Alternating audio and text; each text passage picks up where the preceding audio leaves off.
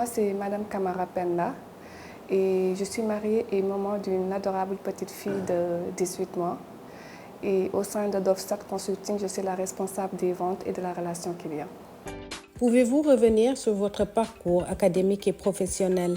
J'ai intégré l'école Bordeaux School Management de Dakar en 2015, où j'ai eu mon master 2 en technique bancaire et financière. Et donc, juste après, j'ai intégré Dolfstad Consulting, un cabinet de conseil en statistique.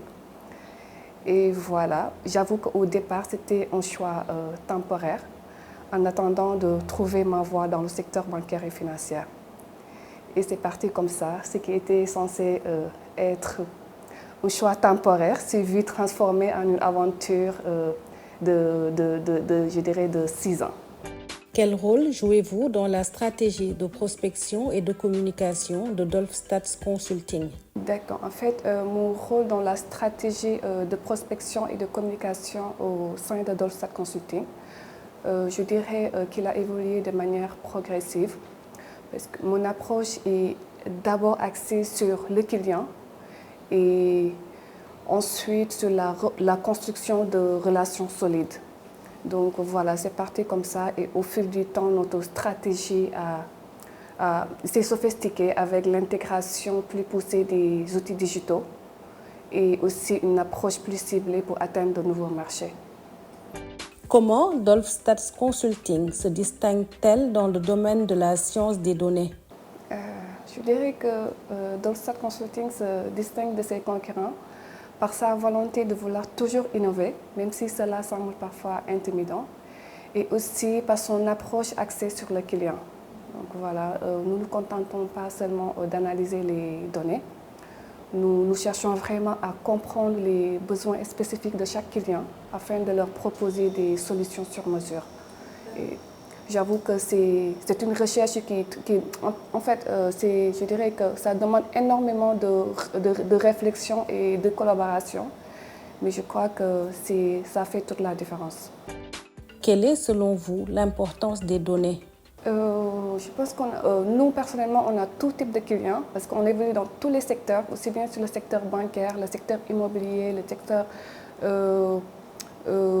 d'assurance. Vraiment, on évolue dans tous les secteurs et lorsque le client vient, la première chose à faire, c'est d'essayer d'identifier ses besoins. Donc, à travers je dirais, le TDRS, c'est-à-dire le terme de référence. Donc, on essaie à partir de ça d'identifier ses besoins, analyser tous les contours du projet pour pouvoir après lui offrir une offre technique et financière qui sera vraiment adaptée à ses besoins. Et une fois qu'on restitue les données, le client pourra en baser sur les résultats restitués pour prendre des décisions vraiment stratégiques afin de propulser son business. Le business plan, d'habitude, on ne fait pas trop cela, mais on a besoin de faire ça. Mais souvent, le client, quand il vient, c'est avec un but spécifique. Il nous dit, voilà, c'est ça mon problème. Par exemple, on a récemment un client qui est venu et qui voulait installer une assurance santé au Sénégal.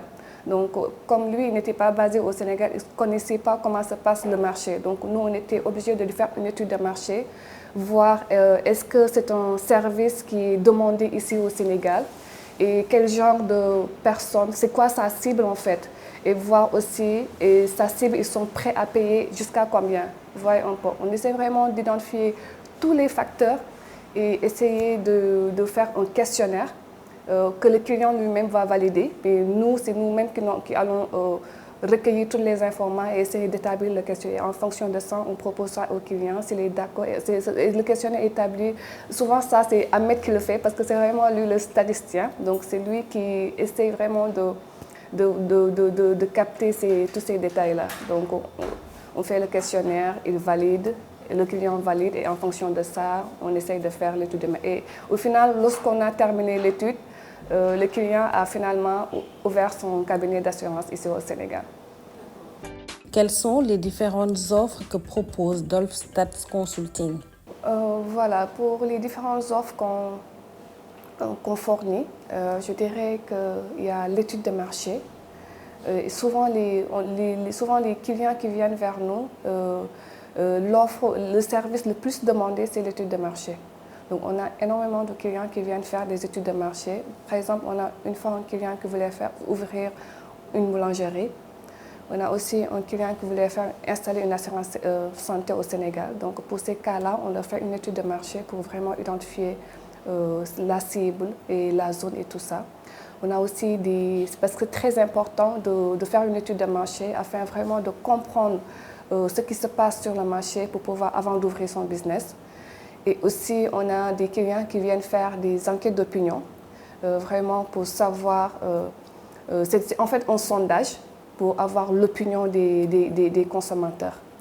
On a aussi d'autres clients qui viennent